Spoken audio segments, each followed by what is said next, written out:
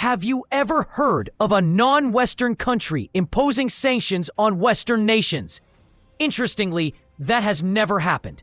Throughout modern history, sanctions have been a political weapon almost exclusively used by the West to pressure countries that dare to challenge its dominance. African nations have not been spared either.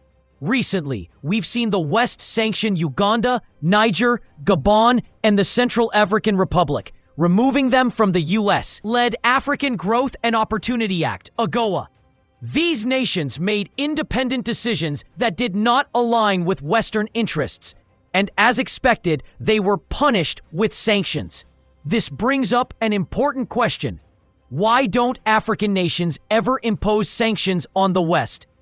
Africa has 54 countries, 2 more than the collective Western bloc.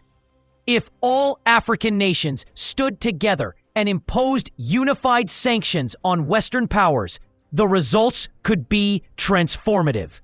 Imagine Africa acting as one, asserting its economic and political will. This video explores why the idea of African-imposed sanctions is both timely and powerful. Earlier this year, the United States announced visa restrictions on Ugandan officials as punishment for the country's anti-LGBTQ law. Similarly, the European Union issued travel bans on Niger's military leaders after the recent coup. These actions follow a familiar pattern. Western countries, especially the US and Europe, routinely use sanctions as tools of control. When a nation defies Western expectations, the response is predictable: comply or be sanctioned.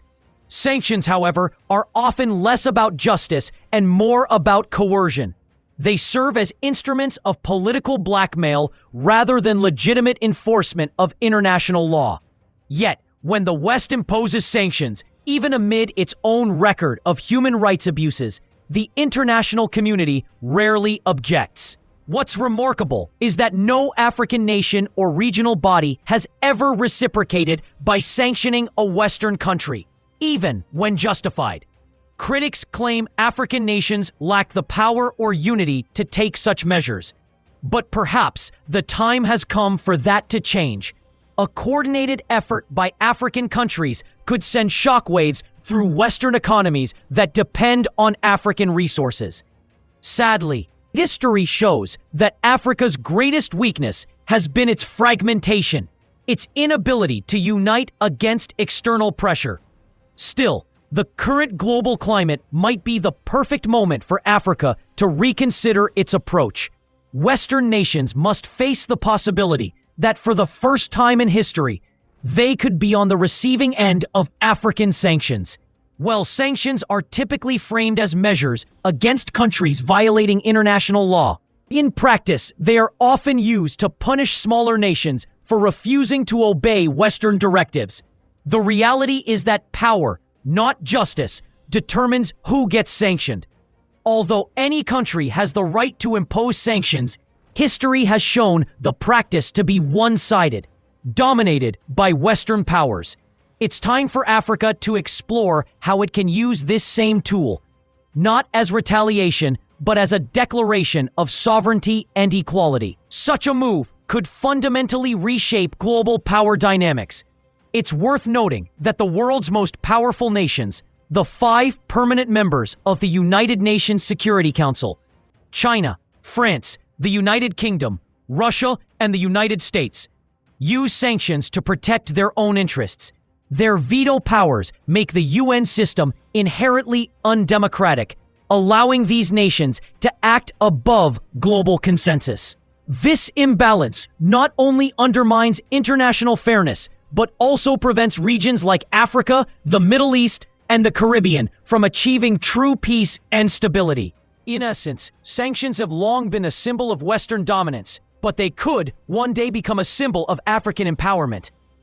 The question is, will Africa continue to accept its role as the sanctioned, or rise as the one who can sanction in return?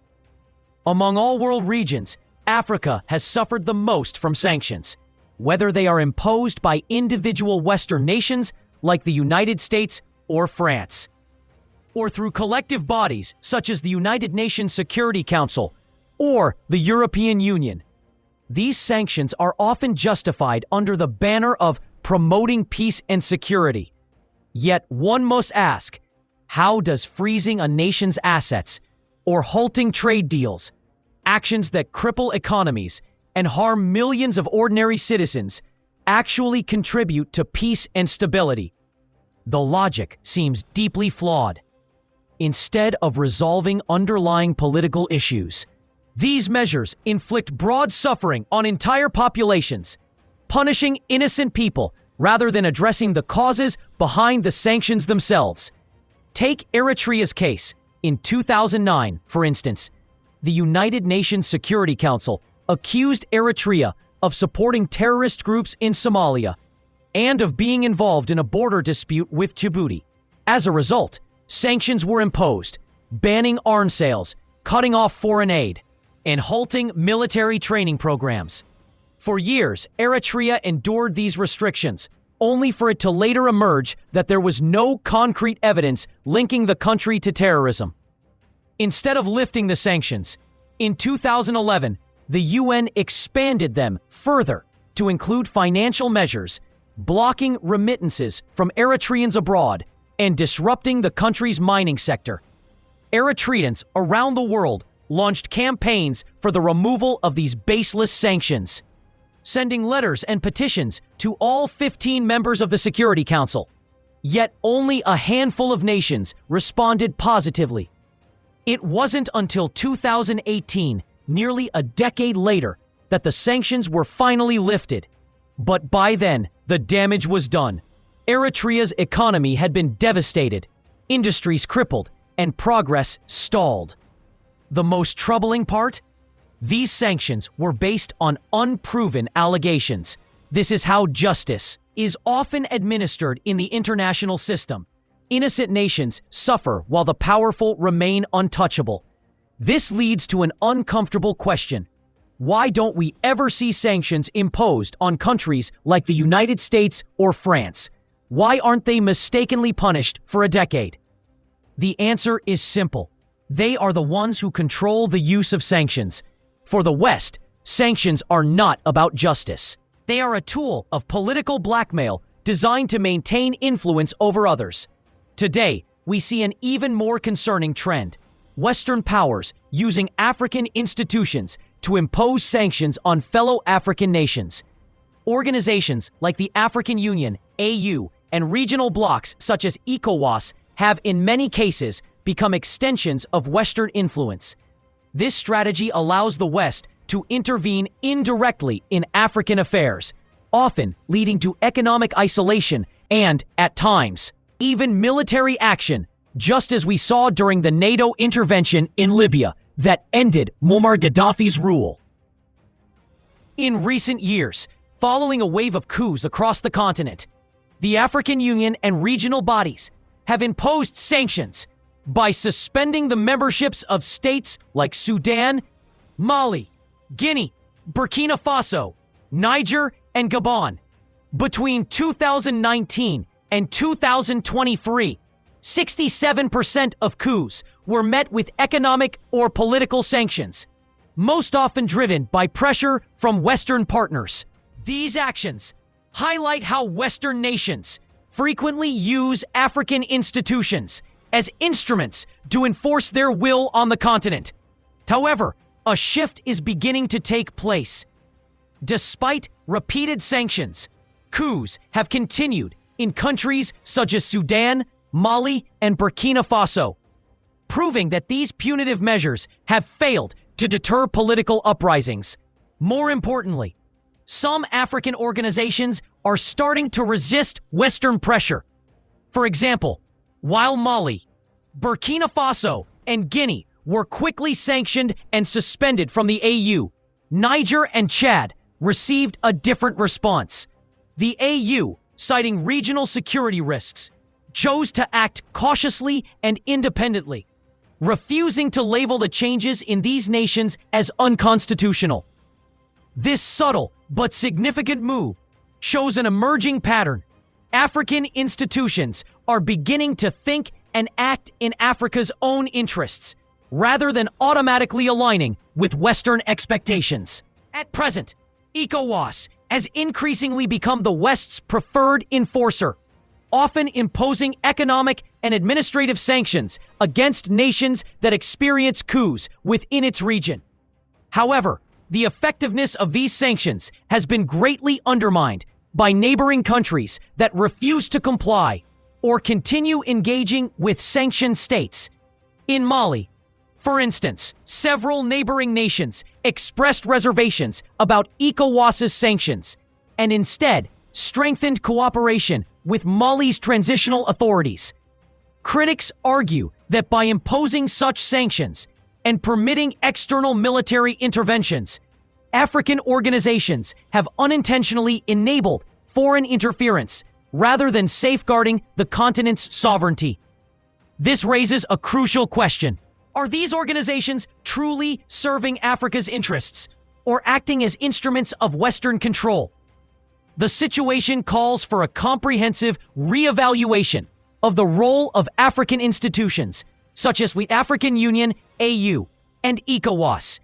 Their actions often appear to create openings for Western powers, particularly the European Union and former colonial states, to justify interference in African affairs under the guise of promoting stability or democracy. It is alarming that despite the repeated failures of Western interventions, the AU and ECOWAS still seek Western approval, funding, and support during crises on the continent. The tragic aftermath of Libya's collapse serves as a painful reminder of the consequences of such misplaced dependence. These developments suggest that the AU and ECOWAS may be operating as proxies for Western interests, using sanctions as a diplomatic weapon instead of direct military action against nations that refuse to submit. Furthermore, African leaders who align themselves with Western agendas often escape accountability, even when faced with corruption scandals and internal unrest. In contrast, leaders who challenge or resist Western influence frequently find themselves targeted by sanctions on moral, political, or economic grounds. This pattern underscores an urgent need for Africa to redefine its relationship with the West and reclaim genuine independence. The legitimacy of African organizations will continue to erode if they persist in acting as tools of foreign power. What Africa needs now is unity, courage, and self-determination, a collective stand against external manipulation, and a renewed commitment to the continent's own path of development. A new strategy has been proposed, one that calls for reciprocal action. This includes sanctioning former colonial powers for their exploitative pasts, imposing reciprocal sanctions on Western nations that unjustly penalize African states, holding accountable those involved in the assassinations of African leaders through targeted measures, sanctioning countries or corporations that contribute to instability or exploit Africa's natural resources. But this vision goes beyond mere economic retaliation. It calls for a complete diplomatic realignment, encouraging Africa to forge stronger partnerships with nations like Russia, China, and others in Asia and the global South, thus reducing dependency on the West. Potential measures include reciprocal travel bans, expelling companies responsible for environmental pollution or resource exploitation, and promoting local industrialization to strengthen Africa's economic sovereignty. Ultimately, the goal is an industrialized, self-reliant Africa, free from the grip of foreign interference and capable of shaping its own destiny. Achieving this vision requires bold leadership, continental unity, and a commitment to dismantling outdated structures of dependency, including the Western military bases, particularly those maintained by the US and France, that continue to serve as surveillance and control points across Africa. Ironically, Western sanctions on African nations have also produced unintended consequences. Instead of keeping Africa under Western influence, these punitive actions have pushed many nations closer to emerging powers in the East. As new US sanctions loom, They appear to be accelerating Africa's realignment toward a multipolar world order, one no longer dictated by Western dominance. When historians reflect on the ongoing confrontation between the West and Russia, they will likely highlight one critical factor: the misguided assumptions of Western leaders, particularly U.S. President Trump. These leaders clung to the belief that with their backing, the Ukrainian army could quickly defeat Russia, failing to grasp the true depth and complexity of the conflict. Moreover, they overestimated their geopolitical influence, assuming that their former colonial allies in Africa would unconditionally align with London and Washington sanctions and uphold Western hegemony. In hindsight, such thinking may well be regarded by historians as a form of strategic delusion. This delusion has not only produced economic strain across the West, but has also accelerated a global power shift. Nations like the United Kingdom, still grappling with post-war economic challenges such as food rationing and soaring prices, now face the emergence of a new world order, one that began with the overuse of sanctions. While history shows that sanctions rarely achieve their intended goals, the recent adoption of secondary sanctions, which target countries trading with a shared adversary, adds a dangerous new dimension. The Trump administration's warnings to African nations considering the purchase of Russian oil may have escaped mainstream attention. But if enforced, such threats could become a catastrophic geopolitical miscalculation, potentially marking the decline of American hegemony as we know it. In contrast, Russia's move to reopen grain exports from the port of Odessa helped ease a looming food crisis that threatened millions across Africa and the Middle East. For many of these nations, the inability to produce or import subsidized bread can trigger social unrest, revolutions, or even drive people toward terrorist movements or mass migration toward Europe. To his credit, Vladimir Putin acted swiftly, approving the grain deal after direct appeals from affected countries.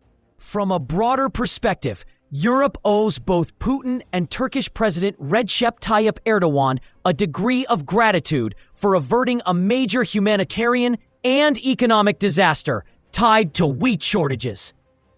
Yet, rather than building on this fragile goodwill, the United States continues to alienate nations with its coercive diplomacy. During her visit to Accra, Ghana, Linda Thomas-Greenfield, the U.S. ambassador to the United Nations, issued an explicit warning to any African country that dared to purchase oil from Russia. This heavy-handed approach illustrates how Washington and its allies have overplayed their influence. The long-term consequences of Trump's miscalculations, a recurring theme in his foreign policy, may well backfire on the West itself, as African nations begin exploring paths to bypass or dismantle Western sanctions altogether. Interestingly, secondary sanctions were first employed during the Trump administration against nations like China and India to prevent them from purchasing Iranian oil. Yet even Trump's successor, Biden, refrained from enforcing them, a sign of their impracticality. Should the U.S. attempt to impose such measures on Africa, resistance is inevitable. Several African governments are now more willing than ever to challenge Washington's outdated and patronizing tactics. In retaliation, these nations could impose resource blockades, restricting the export of critical minerals and metals essential for Western technology, including iPhones, electric vehicles, and defense systems.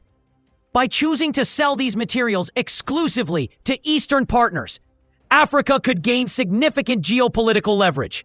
However, the greatest long-term consequence of Trump's misstep lies in the strategic realignment of Africa toward the emerging Eastern Bloc. During a key United Nations vote in February, 20 African nations refused to condemn Russia's invasion of Ukraine, opting instead for non-alignment. Their position was clear: Africa will not be dragged into a conflict that is not its own, and will maintain the freedom to trade with both East and West. As China, Russia, and India deepen their trade, energy, and military partnerships, the balance of global power is shifting eastward.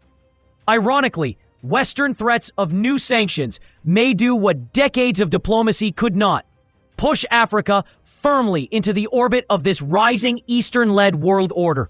China's expanding influence in Africa has made this geopolitical transition increasingly plausible. As the largest investor on the continent, China continues to strengthen its economic and political ties, reshaping Africa's global partnerships. Recent developments, such as the withdrawal of French troops from Mali, followed by the arrival of Russian private military contractors and Putin's donation of new aircraft, underscore the continent's shifting alliances and the emergence of new power dynamics. At the same time, several Middle Eastern countries had expressed interest in joining BRICS: Brazil, Russia, India, China, and South Africa.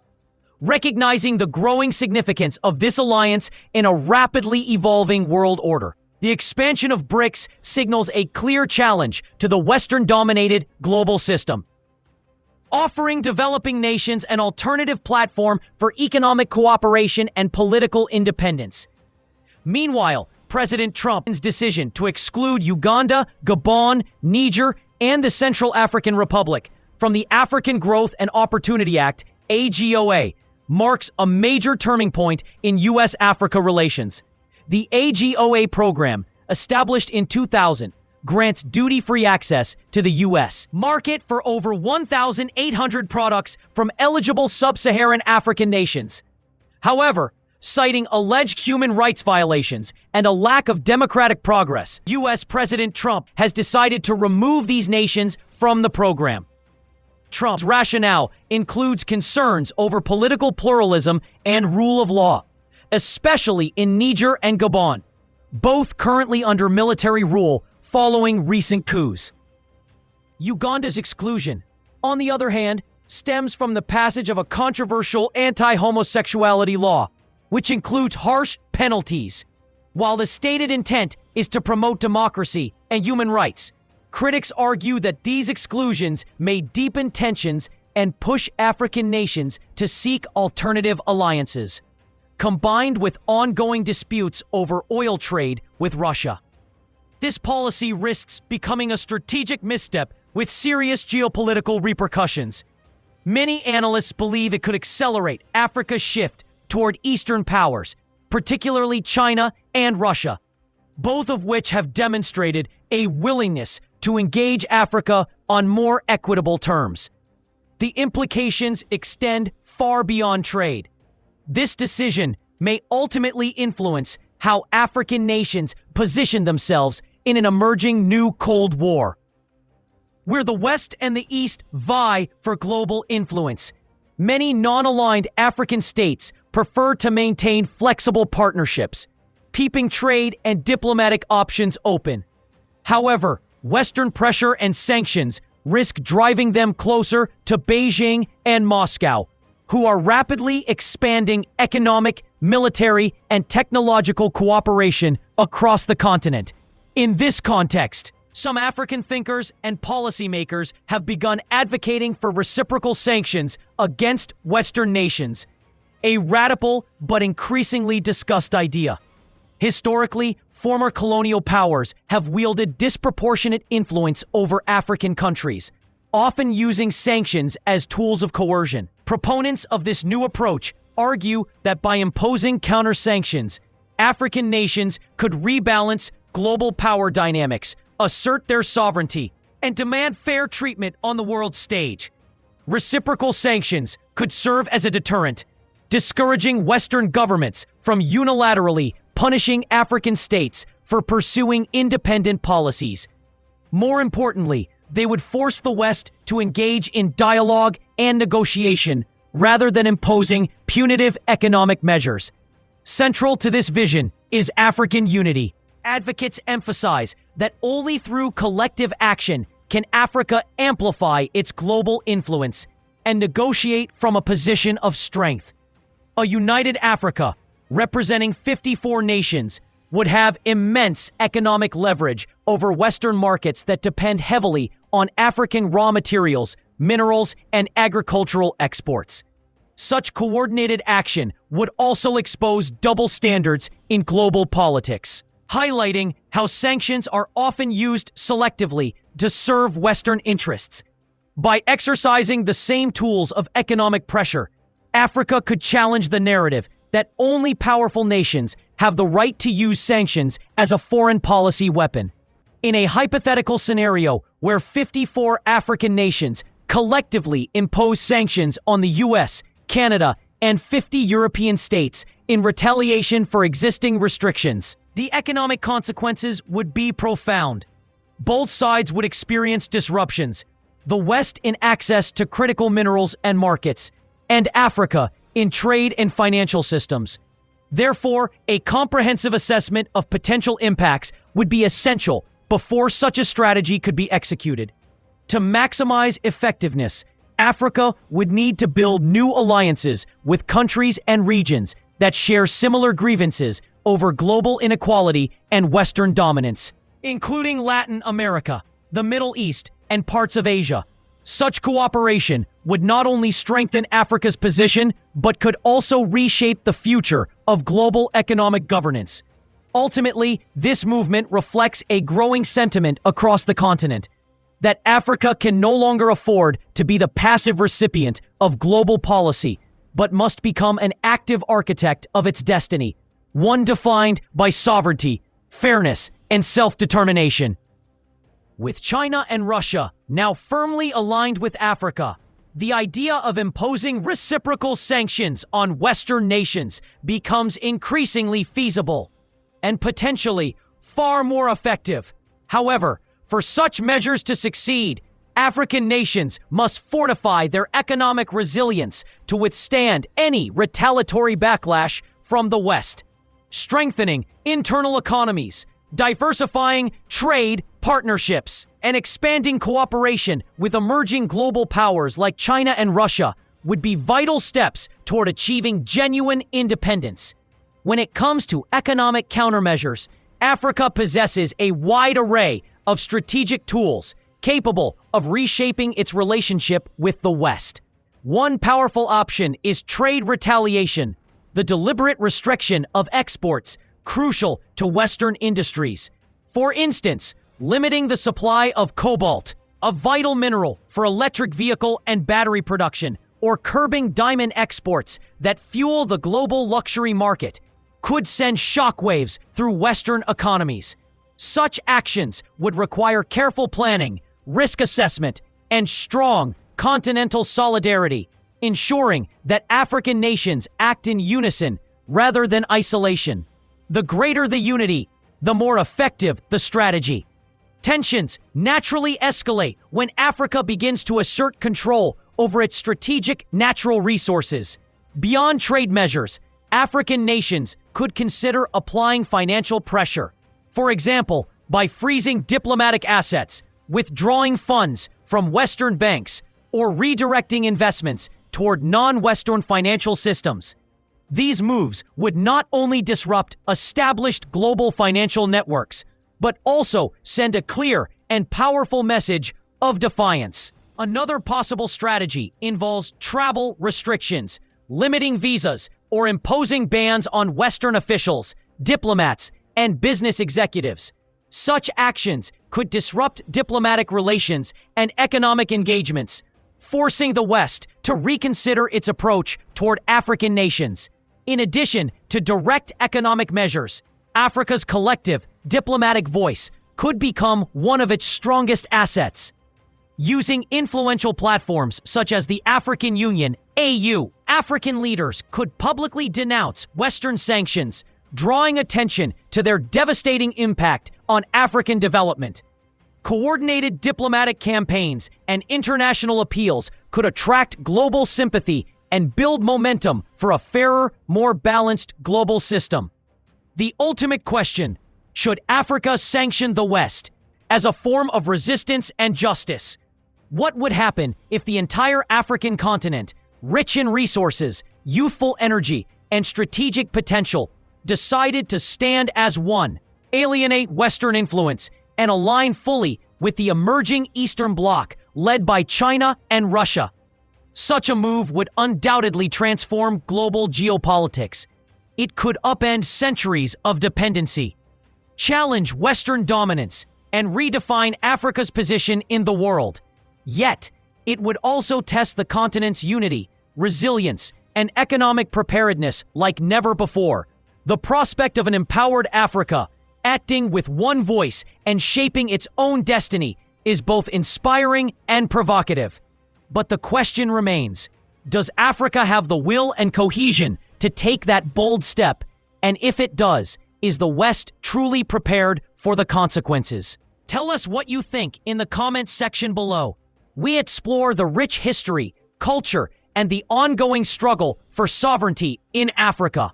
Join us in this important conversation by subscribing to our channel. By subscribing, you're not just staying informed, you're becoming part of a movement dedicated to reclaiming Africa's rightful place on the global stage. Hit that subscribe button and turn on notifications so you never miss an episode. Let's work together to spread knowledge and inspire change. Thanks for watching.